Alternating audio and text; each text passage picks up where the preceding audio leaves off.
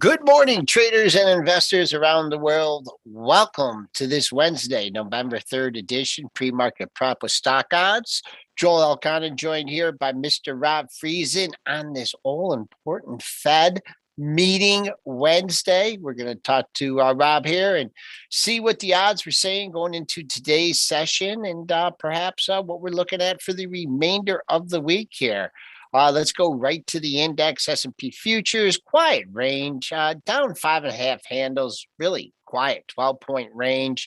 Haven't come near that pre-market high, 46.25. That's just above the all-time closing high from yesterday at 23.50. There's our bogey on the upside. On the downside, 46.13, kind of no man's land there. Crude having a bad day, down 224 to 81.67.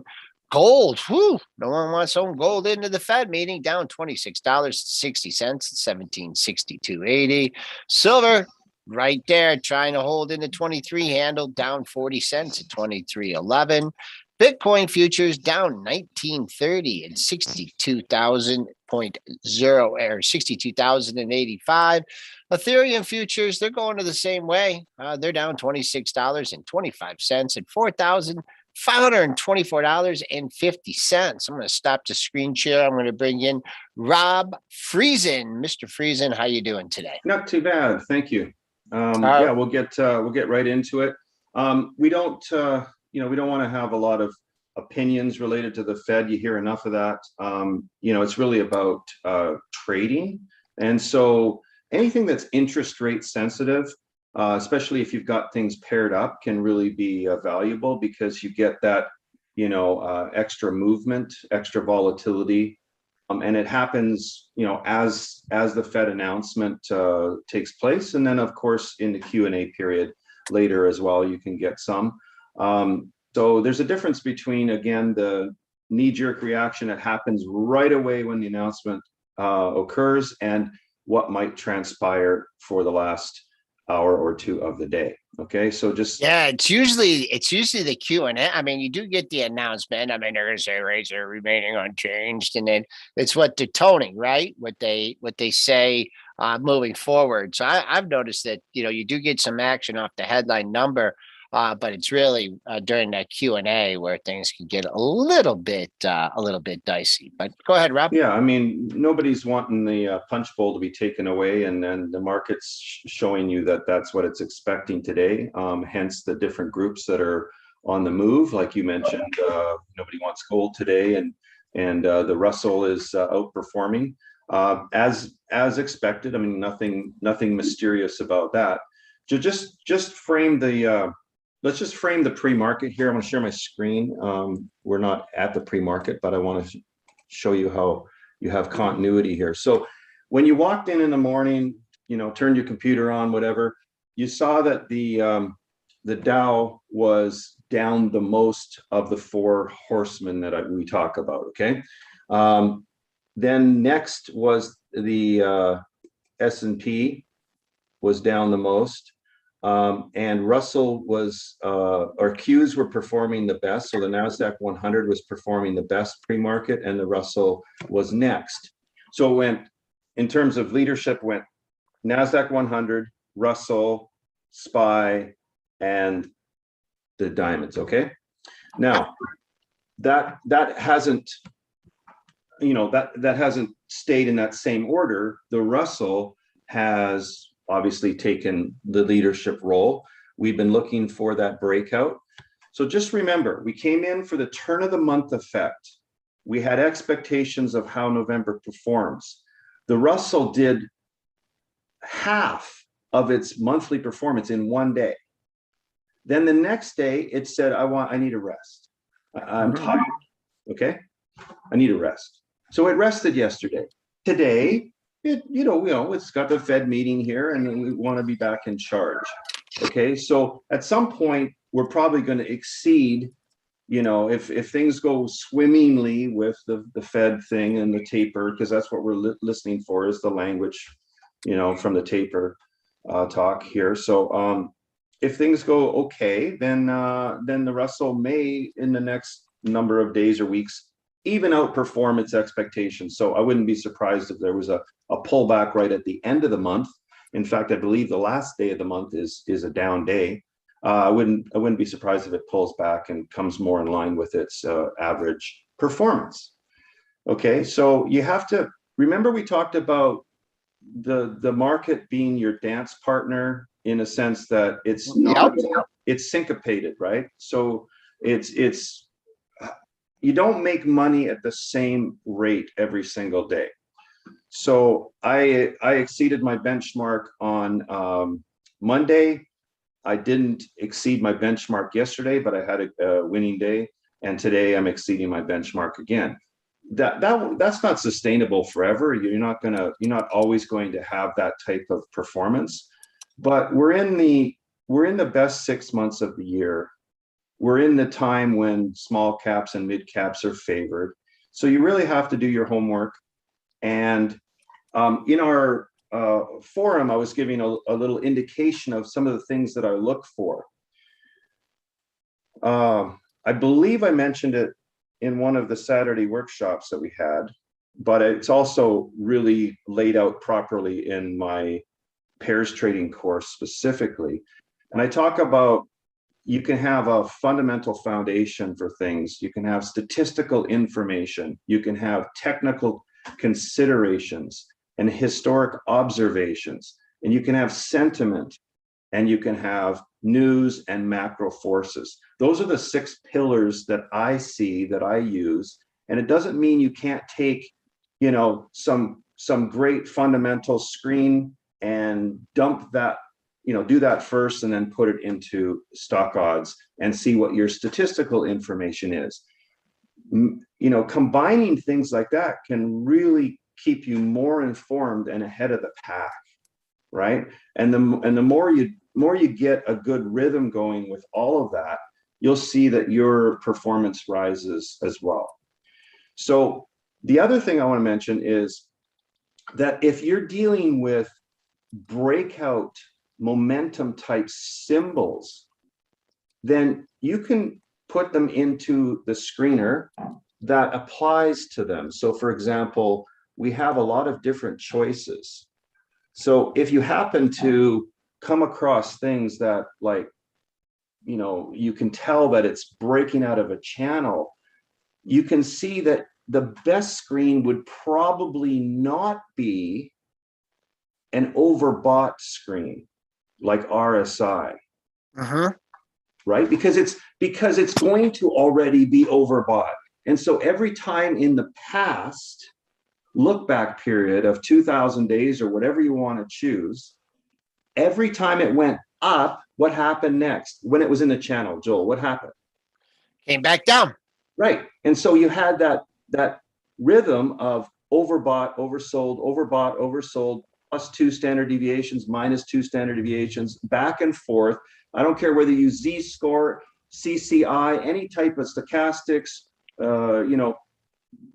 any sort of noise indicators, any standard deviation things, any overbought things, oversold things. You're going to come up with the same information, and that is that when it hit the 2 standard deviation mark, it came back. But if it's breaking out, it might not come back. Isn't it a different situation? Then yes. I throw it into the momentum screen to see what the odds of follow through are. That's more helpful. Now, when you're doing it generically, okay, like you're just going and using the same screen for everything, you're going to end up having some of those momentum trades end up be losers. That's why when you go wide and touch more symbols, your performance can be more muted, like your variance is more muted, and you can still do okay. But if you really want to get great, then you have to kind of spot check and make sure that you're not stepping in front of freight trains. Okay. The other thing is that you don't have to use the same screener for your longs as for your shorts. So for example, if I see a whole bunch of stuff, we had a big sell-off day and stuff like that, and it's like, wow, there's some great discounts. I might use RSI2 or percent B for my longs, but I might use something like MFI or Connors for my shorts, completely different. So I curated my shorts from one screener, and I curated my longs from a different screener. Nothing wrong with that. It's the same thing as today I have a lot of small cap and mid cap stocks as my longs, and I have a lot of shorts that are big, stodgy, you know, they're just bloated. Okay. And even some that are like, their earnings aren't so good. Okay. And so they just pre-market, even they weren't down a lot, but they were like, not really excited. Nobody's interested. Nobody cares. Those are my shorts. Okay. Make sense? Yep. I want to give, good instruction into terms I of like it today. how you can do this stuff. But here's the thing, Joel. Every time I mention one thing, people get myopic about the one thing. It's a symphony. There's a lot of instruments, and it takes time to sort of get, if you just assemble an orchestra right now, it would be horrible. It would take time for the orchestra to gel and for beautiful music to come from it. It's the same thing with trading. There's a lot of things to consider, and it doesn't happen for you like that. Okay, it takes time. So when we talk about a topic like, focus on small caps, this is one part of it. If you talk about using standard deviation or, relative strength or whatever, those are all other considerations. If you talk about, when to fade things that are gapping up or buy things that are gapping down, that's another part of it. What about the times when you should go with things that are gapping up and gapping down? How do you know the difference? Part of it's the seasonality, part of it's just the context pre-market, part of it is this. Look at the look at the groups here. Can I throw a quick question at you? Yeah, go ahead. Rob, would you look at momentum 3, 5, or 21 if you had a swing trade timeline? So if you were trading for like a little longer, 3 days, 5 days, I might bump it to the 5, right? If you're just trading open to close, but you still want to use momentum, I would do the 3. But you can play around with it. And again, it's not wrong for you to have things that you're watching and lists that you're running and models that you're running that are not yet in production. What we mean by that is you're observing, you're walking them forward, you're testing, but they haven't gone to production. Most people just want to turn on the computer and then start trading and start pulling ideas out of out of the telly or whatever you want to do. Few people are willing to work at running models that are not in production. And the reason is because you're not making any money from the work. But you know what? Jesse Livermore said this. It's not in the activity, it's often in the sitting. It's in the reflective, it's in the work, it's in the stuff that you do, because you don't work for 1 hour in the stock market and get paid for an hour. You might make a split-second decision and make a killing.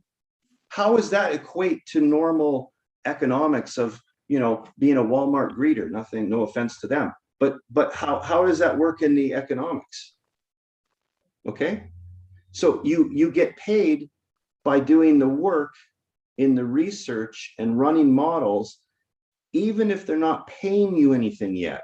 Because what'll happen is, if you have 8 strategies, number 5 might become number 1 next year. You're not going to have the number 1 strategy the same for 10 years in a row. Yep. I want to make a couple. 5 might go to 1. What's that? Just a comment here from Eric. He says, great advice. He used to get myopic Better to read the market sector and to want to explore and use the right screening to accommodate the price action. And he added, between this show, pre-market prep, and your webinars, you guys are turning my trading around for the better. So Well, that's a comment. that's That's what we, good that's to what we hear. want to Really good to hear. hear. That's Yeah. exactly. And also, I just wanted to make a comment. Eric made a comment about the time frames, right? The longer you're going out on the time frame, the better chance you have, right? Because if you're just going in the machines are so fast, and the scalping and the news algos, it's really difficult to beat those. But the longer the time frame you go out, it's not as big a deal on your execute. If you get in at Right. 45 and a quarter instead of 45, you're not sitting on pins and needles execution. So That's why we like to harvest open and close auctions, because there's or even pre-market if you want to place orders that are really strategic, or after yes, hours. I mean, it's a completely different game when you don't have to be filled, right? We talked about that in one of the shows that we did, was like, if you had a collector's guitar, what's the best time to sell it? When you don't have to, not when you when you have to. need So borrow anyway, I money just when want to you point out, can, I want to point not out when you this need to. relative performance here. So like, consumer cyclical has been great for the 1 month, even the 3 months, right? Energy started to fall off. I hope you guys have noticed that in the 1 week, and then again, look at today falling back, right? So you got to pay attention to these groups. But consumer cyclical for now is still running. Well, that's the seasonality from August until Black Friday and even Cyber Monday. It's all about consumer cyclical having that leadership. So this doesn't surprise at all that the 3 months, the 1 month, and the 1 week are all robust with consumer cyclical. Look at the retailers today. Everything's firing on all cylinders, okay? So pay attention to this. And when you want to press, you want to keep pressing as long until this starts failing. I didn't short energy that much between September. I did a bit in August, but I didn't between September and just recently. But I've gone back to some of my energy shorts, even though the narrative out there is still, Buy. Yeah. Yeah. But see, this is the thing. British Petroleum, Halliburton, and others that were involved in the Horizon rig that exploded, but burnt, whatever, and sunk, and all that kind of stuff in the Gulf, while they were still on the beach, while Anderson Cooper was still talking about everything, those stocks turned around massively. So please separate the media narrative from what's actually the opportunity for you as a trader. Okay. Excellent, Rob. Excellent way to wrap things up here on this Fed Wednesday. I think I might do a live broadcast during the Fed meeting just to highlight the action. Thanks all for joining us here, pre-market prep with StockOdds. We will be back. I'll do something at 2:00. Look for a tweet. If you don't follow me on Twitter, at Spoos, I'll get the link out there, and we can have a little fun at 2:00. So thanks for joining us. We'll see you guys later on.